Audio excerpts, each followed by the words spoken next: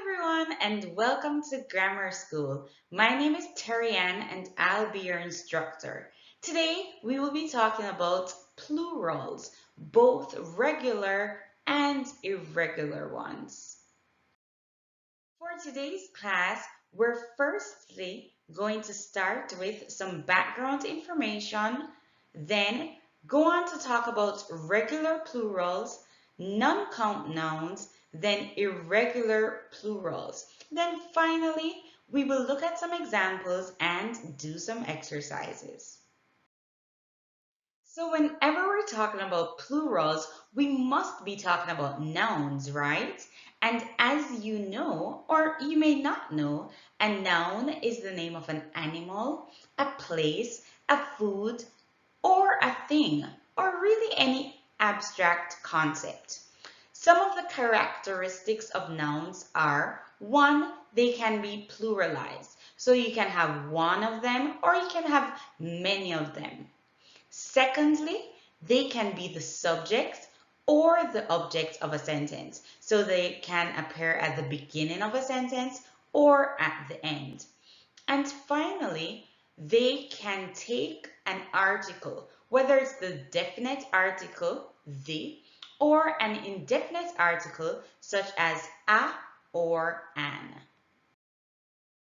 Let's first start by talking about regular plurals that can be pluralized by adding s or es.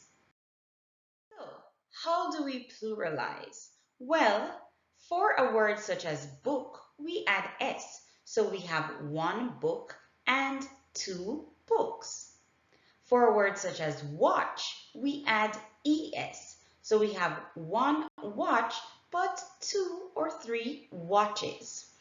There are some nouns, however, where we have to change the format a bit in order to get the plural. One example is the word pony. We change the Y to I and add ES to get ponies. And also the word leaf. We change the F to V and add ES. Can you think of any other words that end with F where we would have to change the F to V and add ES?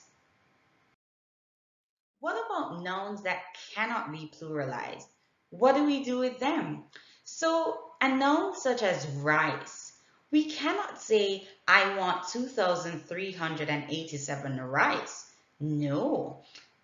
A word such as rice cannot be pluralized.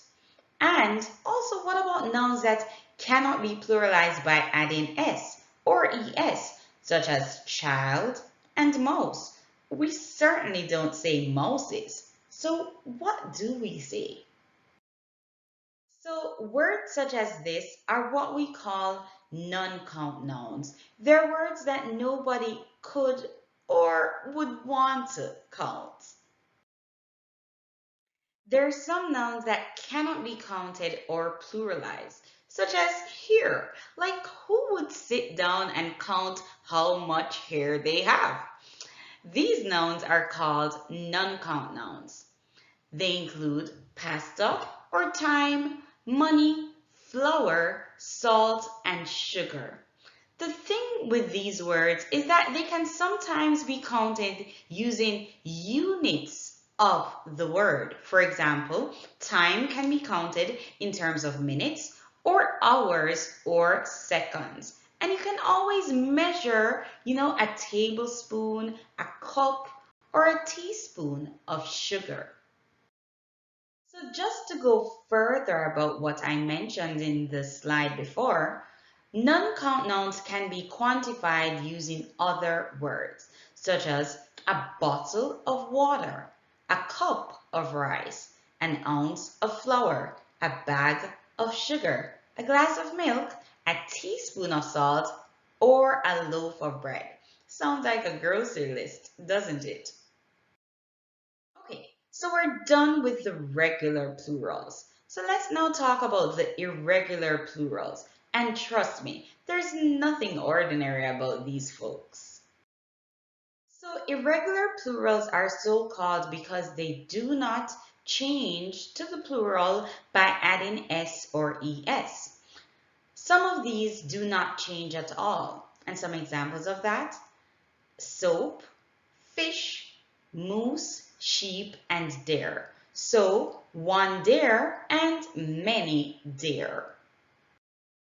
There are other words where the vowel changes for the plural forms. So, policeman, for example, becomes policemen.